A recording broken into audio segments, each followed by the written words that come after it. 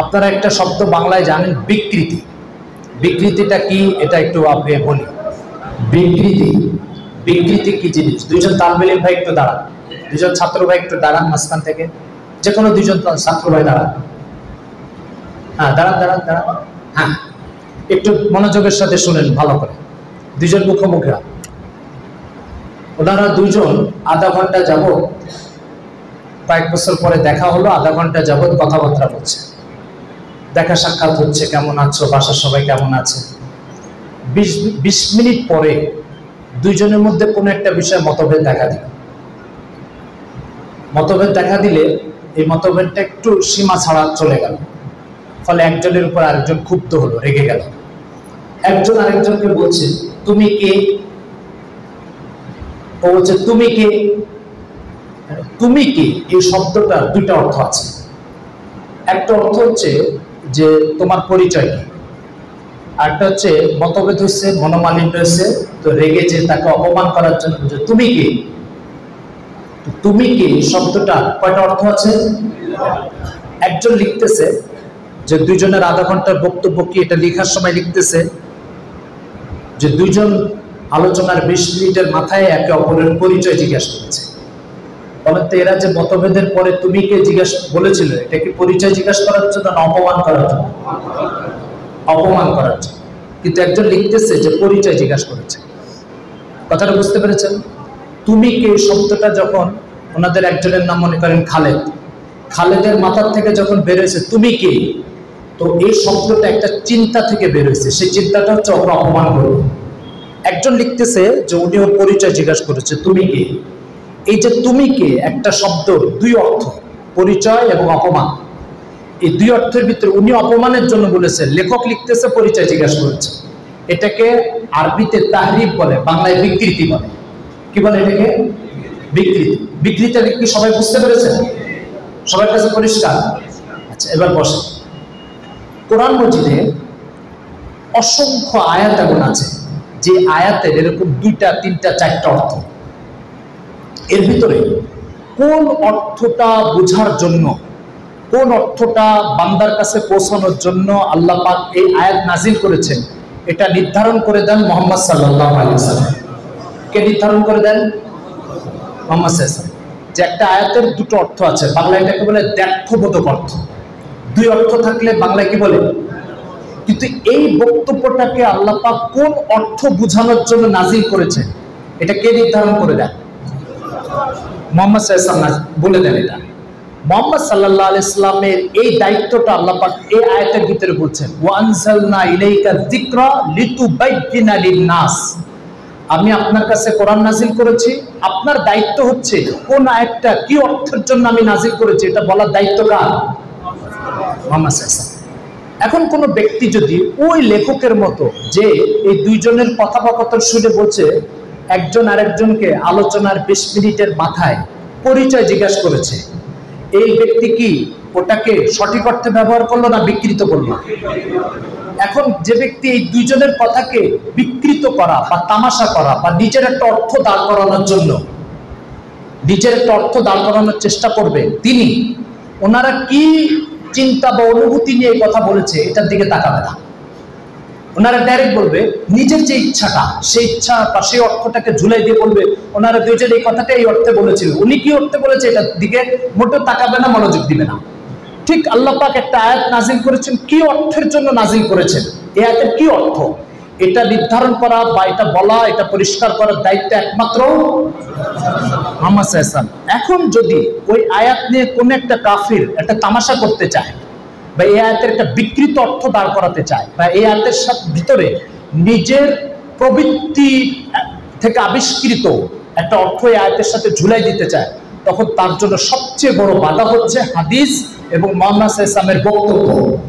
এই জন্য তারা মুহাম্মদ সাল্লাল্লাহু আলাইহি ওয়াসাল্লামের বক্তব্যকে পাশ কেটে ওই আয়াতের নিজের বিকৃত অর্থটাকে দাঁড় করানোর জন্য স্লোগান তুলেছে, ইসলামে মুহাম্মদ সাল্লাল্লাহু আলাইহি ওয়াসাল্লামের কথা কাজ এটা রেফারেন্স নয়, এটা দলিল না, এটা মানার দরকার, এটা মানতে আপনি বাধ্য নন।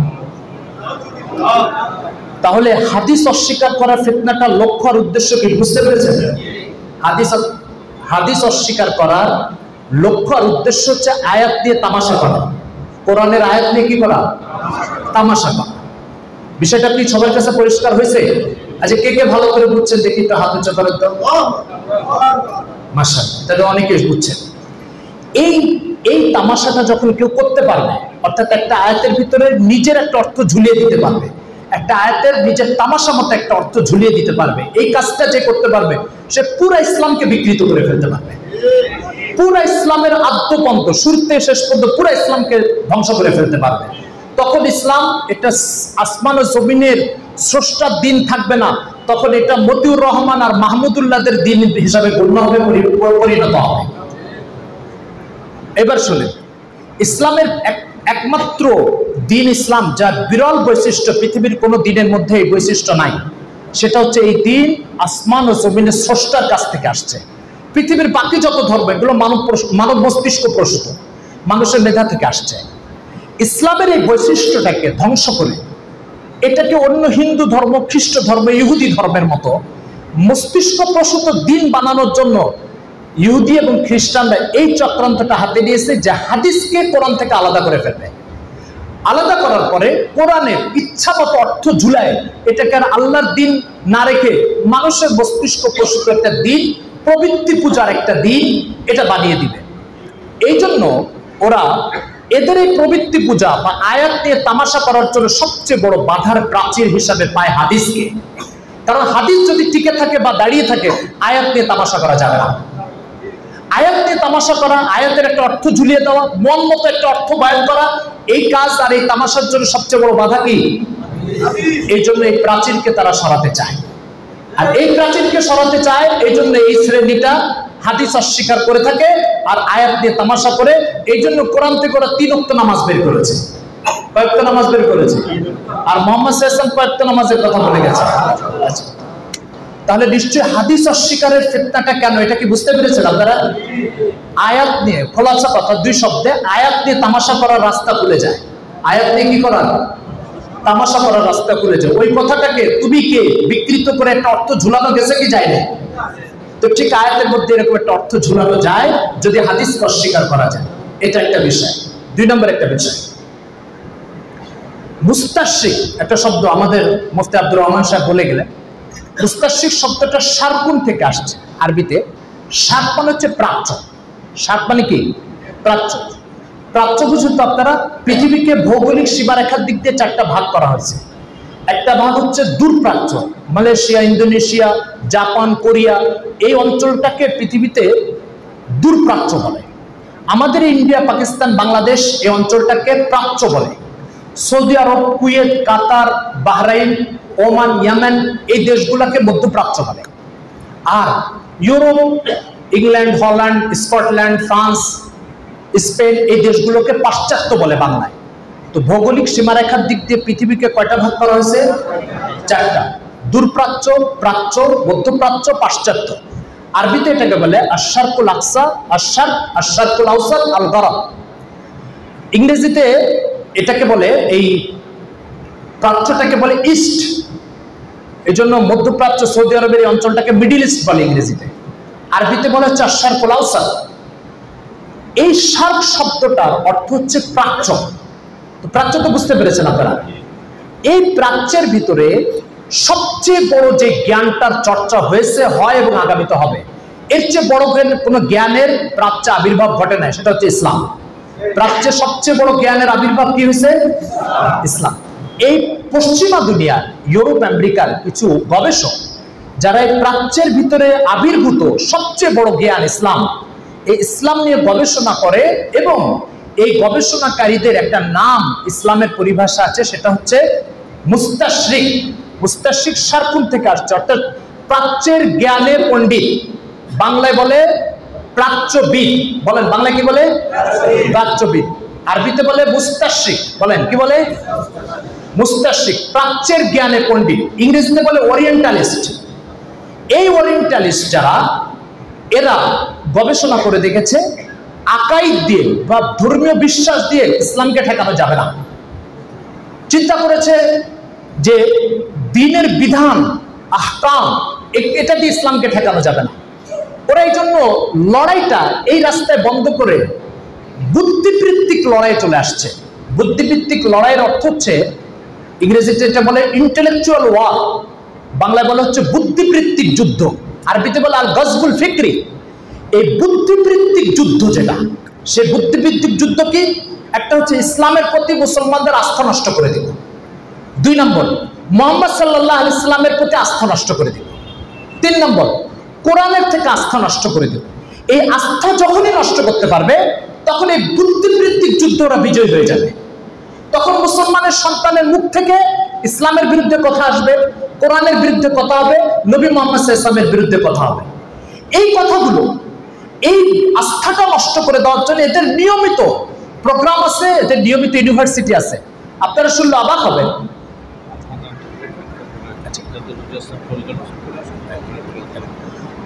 ইসরায়েলের রাজধানী তেল আবিব, তেল আবিবে একটা ইউনিভার্সিটি আছে, জামিয়াতু তেল আবিব আল ইসলামিয়া, অর্থাৎ তেল আবিব ইসলামী ইউনিভার্সিটি। এই তেল আবিব ইসলামী ইউনিভার্সিটিতে আপনি শুনলে অবাক হবেন, প্রতি বছর কয়েকশো আলিমকে তারা তৈরি করে। আলিম মানে মুসলমান না, ইহুদি খ্রিস্টান, এদেরকে তৈরি করে মুসলিম বিশ্বের আনাচ কানাচে ছড়িয়ে দেয়। কি কাজ করে এরা? এরা কখনো হাদিস অস্বীকারে ফিতনাকে জাগ্রত করে, কখনো কাদিয়ানীদেরকে প্রটোকল দেয়, কখনো কোরআনের ব্যাপারে বিকৃত ব্যাখ্যাকে উৎসাহিত করে।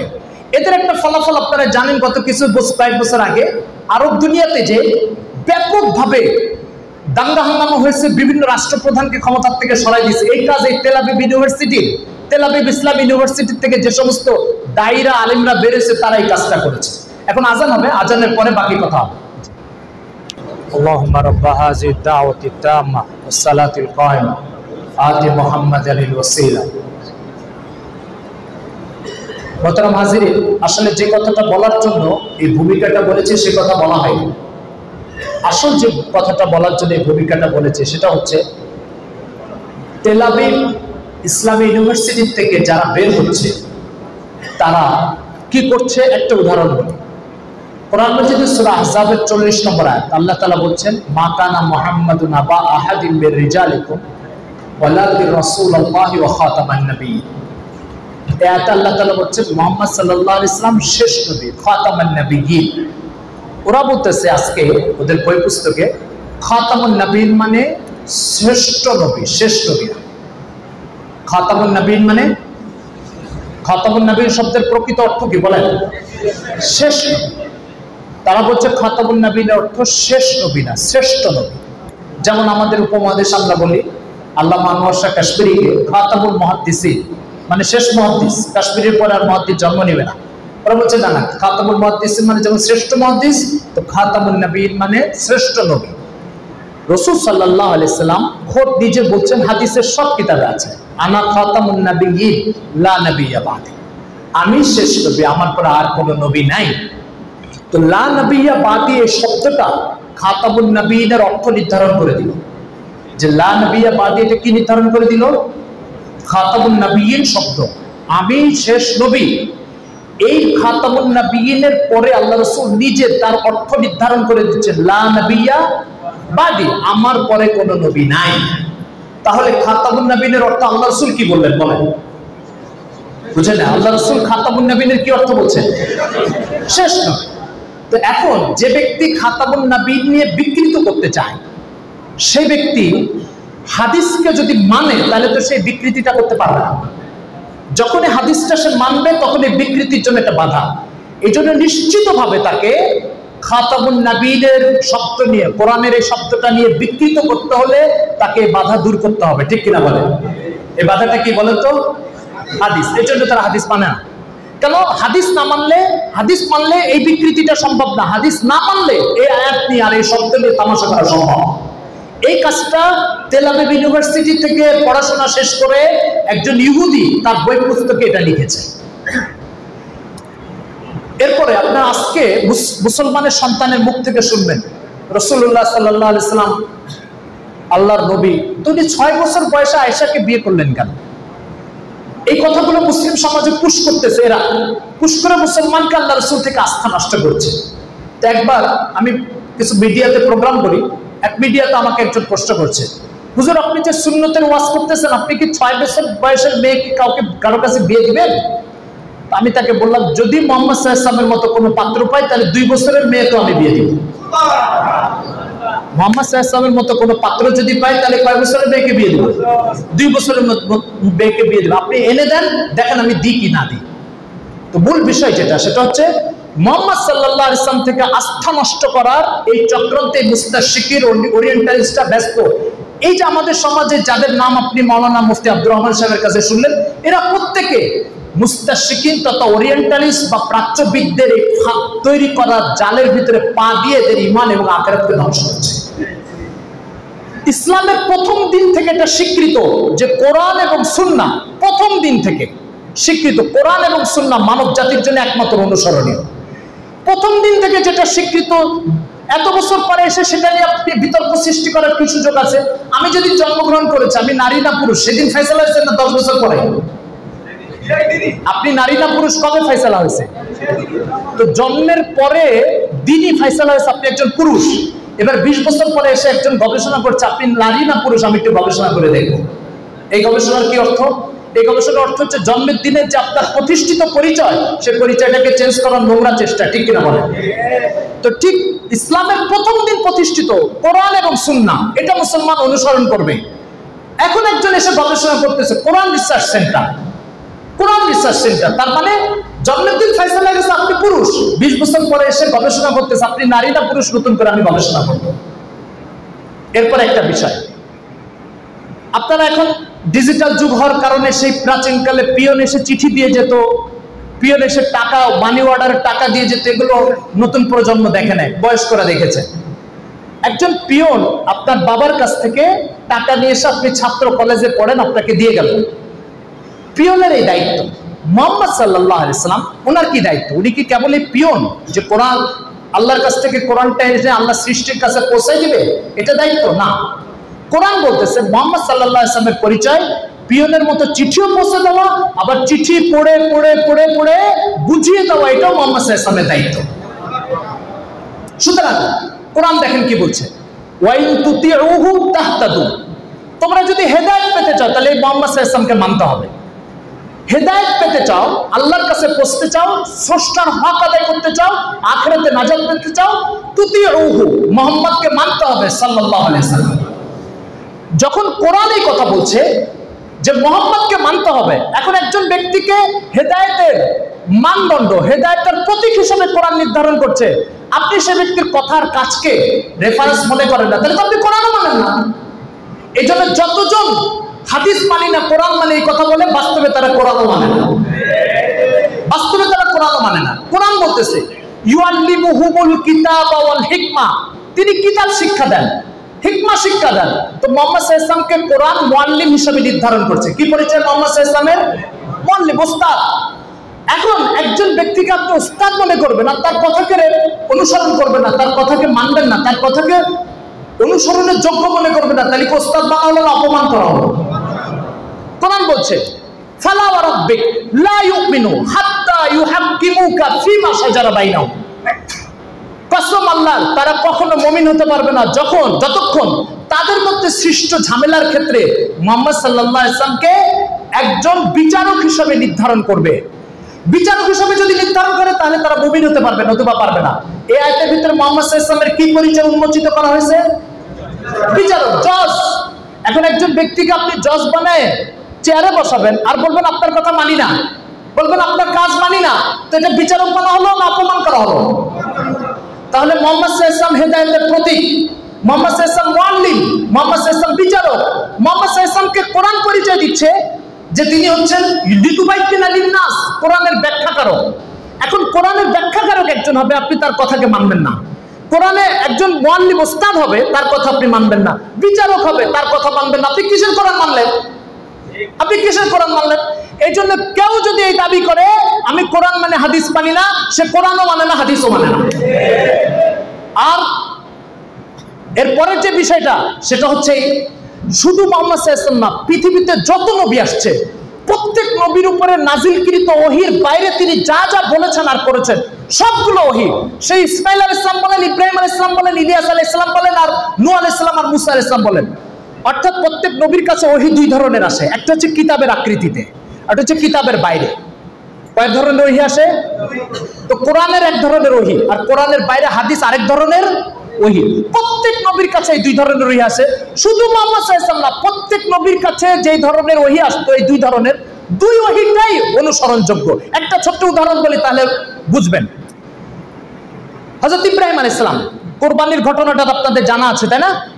কুরবানির ঘটনাটা যখন ইব্রাহিম আলাইহিস সালাম তার ছেলেকে বলছে, ইয়া আবাতি ইন্নী আরা ফিল মানামি আন্নী আযবাহুকা ফানজুর মাযা তারা, এই বেটা আমি স্বপ্নে দেখেছি তোমাকে আমি জবাই করছি, তোমার কি বক্তব্য বলো। তো ছেলে বলেছে, ইয়া আবাতি ফাল মা তুমার, আল্লাহ পাক যে আদেশটা আপনাকে করেছে সেই আদেশ আপনি বাস্তবায়ন করেন। প্রশ্ন হচ্ছে, ইব্রাহিম আলাইহিস সালামের উপর আসমান থেকে 50টা ওহী নাজিল হয়েছিল, 50টা সহিফা কিতাব নাজিল হয়েছে। কয়টা বলেন তো? ইসমাইলকে কোরবানি করার এই আদেশটা কি ওই সহিফার ভিতরের না বাইরের? কিভাবে পেয়েছেন ইব্রাহিম আলাইহিস সালাম এই আদেশটা? কিভাবে বলেন? স্বপ্নের মাধ্যমে। আচ্ছা, এই স্বপ্নটাকে তার ছেলে ইসমাইল কি বলছে? ইয়া আবাতি ফাল মা তুমার, যে আদেশ আল্লাহ পাক আপনাকে করেছে সে আদেশ আপনি বাস্তবায়ন করেন। তাহলে বোঝা গেল ইব্রাহিম আলাইহিস সালামের স্বপ্নের মাধ্যমে আদেশ নিষেধ আসতো না আসতো না? আচ্ছা, এটা কি কোরআন ওনার উপরে নাজিল করা কিতাবের ভিতরের না বাইরের? তো বাইরেও আদেশ নিষেধ আসে, আসে কি আসে না? আচ্ছা, এই বক্তব্য কি হাদিস থেকে পেয়েছি না কোরআন থেকে পেয়েছি? তো কোরআন কি প্রমাণ করছে? যে ইব্রাহিম আলাইহিস সালামের স্বপ্ন মানব জাতির জন্য ওহী ছিল, আল্লাহর পক্ষ থেকে আদেশ নিষেধ ছিল। প্রমাণ হলো কি হলো না? তো ইব্রাহিম আলাইহিস সালামের স্বপ্ন যদি ওহী হতে পারে, তো মুহাম্মদ সাল্লাল্লাহু আলাইহি ওয়াসাল্লামের স্বপ্ন ওহী হবে না কেন? ইব্রাহিম আলাইহিস সালামের যদি আসমানি কিতাবের বাইরে যদি তার কাছে আদেশ নিষেধ আসতে পারে, তো মুহাম্মদ সাল্লাল্লাহু আলাইহি ওয়াসাল্লামের কাছে আসবে না কেন? কথাটা কি বুঝা গেছে? তাহলে নাজিল করা কোরআনের বাইরে যত জিনিস আছে এগুলো সব শুধু মুহাম্মদ সাল্লাল্লাহু আলাইহি ওয়াসাল্লামের কাছে ওহী আসতো না, সব নবীদের কাছেই আসতো। কিন্তু আমাদের দুঃখ পরিতাপের বিষয়, এই সমস্ত মানে কুপমণ্ডুকতা আর এই সমস্ত নির্বুদ্ধিতা, এই সমস্ত কুফুরির চর্চা আজকে কোরআনের নামে চালিয়ে দেওয়া হচ্ছে। তা আজকে নামাজের টাইম হয়ে গেছে। আজকে যে বিষয়টা এখানে বলে শেষ করতে চাচ্ছি সেটা হচ্ছে, ইউটিউব আর ফেসবুককে দিন জানার প্ল্যাটফর্ম মনে করবেন না। ইউটিউব আর ফেসবুক হচ্ছে একটা ওপেন প্ল্যাটফর্ম। ইসলামের দুশমন এসেও ইসলামের আকীদা ও বিশ্বাসকে বিকৃত করে এখানে একটা কথা বলে আপনাকে সেটাকে ইসলামের আকীদা বলে গিলে খাওয়াই দিতে পারে। এই জন্য দিন শেখার সবচেয়ে নির্ভরযোগ্য প্ল্যাটফর্ম হচ্ছে হক্কানি উলামায়ে কেরাম। এই হক্কানি উলামায়ে কেরামকে যদি আঁকড়ে ধরেন, তাহলে যত জালিম ইসলামের নামে আপনাকে বিভ্রান্ত করতে আসছে, প্রত্যেকের পাতা ফাঁদ থেকে আপনি বাঁচতে পারবেন। আর যদি হক্কানি উলামায়ে কেরাম থেকে এড়িয়ে এই ইউটিউব আর ফেসবুককে আপনি দিন জানার প্ল্যাটফর্ম মনে করতে যান বা করেন, তাহলে আপনি কুফুরের উপরে দাঁড়িয়ে ঈমানের স্লোগান দিবেন, জাহান্নামের রাস্তায় যে জান্নাতে যাওয়ার স্বাদ তালাশ করবেন। আশা করি এই বিষয়টা বোঝার চেষ্টা করবেন। আর এই কথাগুলোর ভিতরে কোনো ভুল হলে আল্লাহর কাছে ক্ষমা চাই। যতটুকু শুদ্ধ হয়েছে আল্লাহ আমাদেরকে আমল করার তৌফিক দেন।